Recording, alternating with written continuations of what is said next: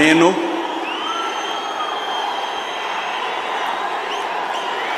నారా చంద్రబాబు నాయుడు అనే నేను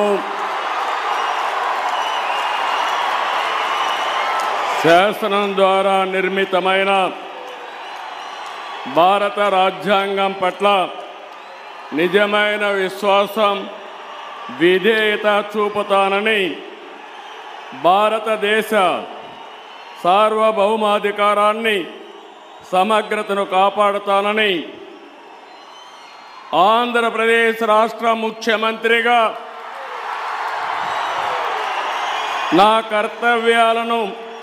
శ్రద్ధతో అంతఃకరణ శుద్ధితో నిర్వహిస్తానని భయం కానీ పక్షపాతం కానీ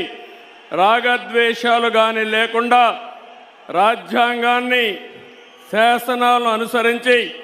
ప్రజలందరికీ న్యాయం చేకూరుస్తానని దైవ సాక్షిగా ప్రమాణం చేస్తున్నాను. నేను నారా చంద్రబాబు నాయుడు అనే నేను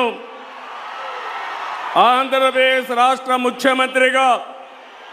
నా పరిశీలనకు వచ్చిన